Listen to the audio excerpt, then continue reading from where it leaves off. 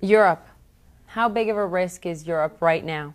Well, Europe's got big problems, and they will solve them in time, but they created a monetary union that, without getting fiscal policies synchronized in a way that would avoid huge strains over time, and they're now facing up to the fact that the original concept of the union needs some significant modification. So much attention is being paid here to the fiscal cliff. Do you think that the risk that Europe poses right now is a bigger risk to the global economy?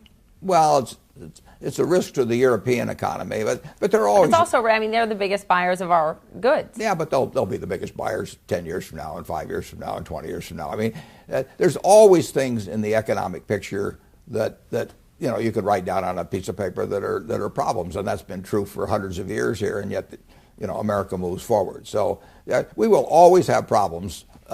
Sometimes we're just unaware of them. On September 10th. 2001, we didn't know that we were going to have a huge problem the next day. There's always risks in the economy. The American economy overcomes them all over time. Do you think that the Eurozone is going to survive this, Warren? I don't know. They have to work out something where they coordinate.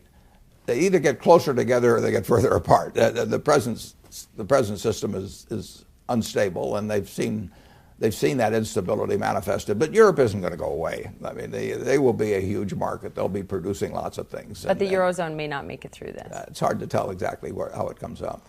When it comes to China, Governor Romney vowed to label China a currency manipulator in his first day in office if he became president. What would that have done to the U.S.-China relationship? I don't think that would have been a good idea. Every country fools around with its currency to some degree.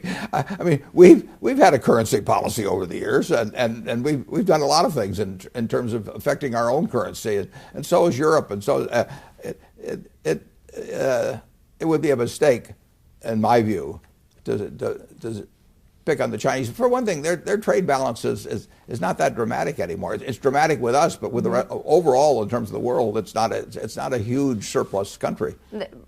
Governor Romney has a lot of people that supported that, thinking, what would that do, Warren, to U.S. relations with China and to our businesses here? Yeah, well, it's hard to tell exactly what it would do, but it does.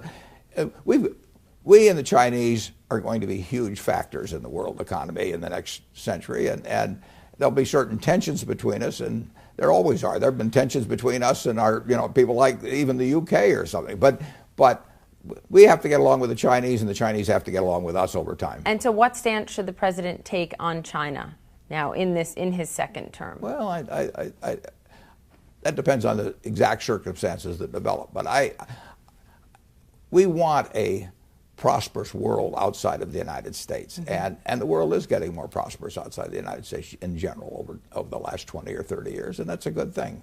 The world economy is not a zero-sum game. We're much better off 50 years from now if the other 6 and a fraction billion people are living even much better than if they're living in poverty.